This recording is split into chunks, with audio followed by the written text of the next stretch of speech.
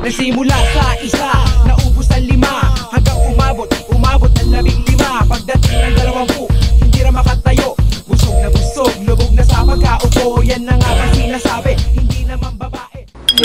Pwede po magtanong, ano lang, outside na. Kasi, ano po masasabi niyo sa strategy ng networking na ano? Yung parang dadaan mo sila sa mga dating site. Ano po ba yun? Dating. Yung tanong ko dyan is, normal na strategy ba yun? O ano lang, balak sana ng babae na makapag-date. Kung nakita niya ako, kliyente na lang. Alam mo, yan yung mga traditional na ano. Tinuturo yan parang, di ba? Tinuturo yan. Totoo. Yan yung mga yung mga dating ano pa, dating way ng pag-invite. Ang tawag namin dyan, kidnap approach. Yun yung tawag. Kidnap pala ako, pre. I-shot mo. Oo, yun yung tawag doon. Kidnap approach. Invitein mo. Alam mo ako na-invite ako dito, gym. Gym? In-invite ka kasi alam nila may hilig ka sa gym. Oo, tara, gym tayo. Tapos dinala ako na sa orientation na kami. Pero, na-open ako. Parang ako, yung sa akin, nagustuhan ko. Yung iba, hindi ko alam. Pero ako na-invite, gym. Oo. Yung iba, date. Diba, ganon. Kidnap approach ang tawag doon. Yun yung lumang way ng pag-i-invite na hindi na namin ginagawa ngayon. Ang kadalasan ginagawa niyan, front row eh. Iba na yung approach ngayon eh. Direct approach na. Paano yung direct approach? Siyempre, pag direct approach, negosyo. Negosyo na. Diba, wala nang kustos balukos? Wala nang kustos balukos kasi sino ba namang in-invite ka ng date tapos biglang ganito, di ba? Saka sobrang kilala na yung ganung Oo. Ngayon, parang mababatrip ngayon sa yung kausap mo or Ngayon, negosyo na, tsaka yung produkto mismo. Yan na yun. Face-to-face or online? Kadalasan, kung nasa abroad kausap namin, online. Yung iba nasa probinsya, online. Yung iba naman, dadalik sa office, mas malapit. Ang tawag doon? May presentation, gano'n. Ang tawag sa approach na yun? Direct approach. Kahit online? Kahit online. Set tanong lang. Ano pag totoo makikipag-date na kayo, inaalok niyo pa rin ng produkto yun, hindi mo maiwasan yun. Set aside na yun. Ako naman, hindi na. Dati kasi, ang approach ko ganun din. Makikidate ako sa mga babae. Siyempre, ako medyo ako eh. Alam mo, pumasok pa ako sa mga dating apps Okay. Oo. Pero meron ako nagustuhan dyan na na babae. Saan? Sa dating app? Sa dating app. Oo. Hindi mo magagaya si Mrs.? Hindi naman. Okay lang yan. Okay lang. Nagustuhan ako. Hindi ko siya inalok. Pero alam niya na nag-network ako. Tapos, nakadate ko siya. Kaya ang dami ring nagiging negative talaga sa network kasi gano'n yung biglang approach sa kanila. Yung iba naman, okay, nagtuloy sila. Kaso, nung huminto, hindi kumita, walang income, tumigil na. So, negative na sila doon. Ako, dati, gano'n na rin ako. Diba, nung nahatak na yung kotse ko, wala akong income. So, parang sa akin, hirap naman pala mag-networking. Ayoko na ito. Negative ako doon, oo. Ngayon, nag-work ako. Bumalik ako sa pagtatrabaho. Mindset ko nun, diba? Negosyo, alam ko na yung ganito, mahirap yung trabaho. 8 to 5 job. Oo, 8 to 5 job, mahirap to. Fix ka lang dyan, nakakulong ka sa opisina. Ilang buwan lang yun? Isang taon din. Isang taon na yun? Tinagalan mo rin yun? Oo. Nag-work din ako, isang taon. Tapos ngayon, itong mga friends ko na... pandemic na to? Hindi pa. Okay. Parang 2019 na ata yan. Yung mga friends ko ngayon na dating nasa network, friend ko pa rin sa Facebook. Nakikita ko ngayon yung mga nila, yung mga post nila. Mga Facebook nila. Oo, ito, umaangat-angat na to, Napag-uulihan ka na? Oo. Napag-uulihan na ako. Sabi ko, kasabayan ko lang to dati Mas magaling pa ako dito Sila ngayon yung umaangat. Tapos sabi ko, try ko kayang bumalik ulit sa Balik loob ka? Balik loob ako sa network. Hanggang sa bago mag-pandemic. Nung bumalik ka, nag-quit ka sa trabaho mo o hindi ka pa nag-quit? Hindi pa ako nag-quit nun. Testing muna? Testing muna.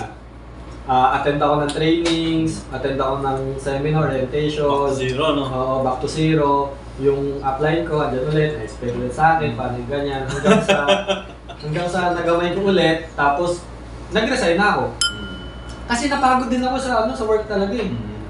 Tsaka may pumapasok na siguro. May pumapasok na rin. Pero hindi yung sobrang ano talaga, sobrang Yung laki pa. malaki talaga. Pero ano rin talaga eh, risk talaga eh. Oo. Nirisk ko na rin talaga na sabi ko eh, kung ayoko naman magtrabaho na, eh, ba't binata naman ako dati? Okay lang, kahit tapos nakatira pa ako sa magulang ko. Oo. Wala mawawala na. Wala mawawala. Spicy hotdog order ko ha. Okay na kayo doon? Hanggang sa nagtuloy-tuloy na, naging okay na. Nandito ko rin nakilala yung ano ko, partner ko ngayon. I love you. Shoutout dun sa nang kidnap method sa akin. Nakid na. Buti na-block na kita. Yun lang. Nagawa niyo ba yun? Sa inyo? Ako, hindi ko ginagawa yun eh, kasi ano eh. Ano ba kasama mo? Oo, yung iba ganun. Lalo na pag babae, effective yun sa babae. Effective sa babae kasi sasama talaga sa kanila eh. Oo, Sa sama mo. effective yun sa babae. Gumastos pa ako ng pang Starbucks. 200 din yun. Ikaw pag gumastos. Tapos, presentan ka. Mabilis sa mga ko siya sa ano niya, sa ini-stayan niya. Hinatid ko. Mapapasama ka talaga. Hinatid ko, tapos pupunta ng dami no. Yun, wala na, na-corner na ako. Tsaka iba-iba kasi yung ano eh, iba-iba rin yung environment niyan eh, kada company eh. Especially yung True. pag sa uno. Alam mo yan, sobrang hype nila dyan eh. Sobrang hype yan, tapos talagang kahit magsinungaling ka dyan, ano eh, papanindigan nila eh, oh, ito yung kinikita ko, Yun yung pinakaunang pumutok eh. 50,000 ako. Diba? Kahit hindi. Oo, kumikita daw siya kahit hindi. Okay na kayo doon? Ganon, iba-iba eh. Ang kagandahan kasi dito sa napasukan ko, hindi ko naman nilalahat pero si president namin, ano talaga, malapit din kay ano eh, malapit din siya sa taas eh. Oo, kaya doon din ako natuto, doon din ako na ano, na open. Oo, yun. Hindi lang puro kita ng pera. Oo. May may... Nagtuturo din siya ng ano eh, ng mga words eh. Oo. May concern. Oo, may concern. Ano yung pinaka-fulfilling para sa'yo since na bilang nasa network marketing ka? Ay, number one, yung mga ano, alam mo yung mga tao na natulungan mo, hindi lang financially, pero pati sa health. Number one! Oo. Na sila, may mga testimony na... Kumbaga, hindi lang downline mo, kundi customer mismo. Oo. Na naging okay yung kalusugan nila, naging okay yung karamdaman nila. Ba't binabalikan ka? Oo. Nag-feedback sila. Tapos kasi yung mga anong yun, yung mga customer, member din. Nag-avail din ng package yun para maka-discount sila. Oo. Hindi na sila after dun sa... Oo, hindi na sila after dun sa kitaan. Oo. Dun sila after sa produkto. Kaya ano, meron nga, may ano yung sa kidney stone. Oo. Naka-schedule na ng ano yun, ng papa-opera. Tapos hindi natuloy kasi nailabas din niya yung mga ano eh. Nailabas niya yung mga bato. Oo.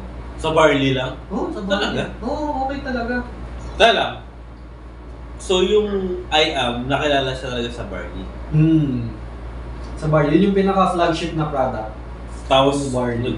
nag-release kayo ng mga bago? Oo, iba-iba na. Ang dami na. May kape, may pampapayat, may pampaputi. Pero yun yung pinakamabenta? Pero barley talaga. Naubusan kayo ng stock? Oo. Nakita ko kayo post mo eh. Naubusan ng stock. Eh, ang daming ano. Minsan, nagpapadala pa ako sa abroad. Ang daming, pag sa abroad, bultuhan mag-order yan. Kasi, isang padalahan eh, shipping fee, ano eh, para... So, saan ka mas kumikita? Sa invite or dun sa produkto na mismo? Oo. Meron yan, product selling. Tapos, meron dun sa downline na pwede ka pumita ng pairing, yung match bonus, yung gano'n. Patas din naman. Balance lang. Balance lang.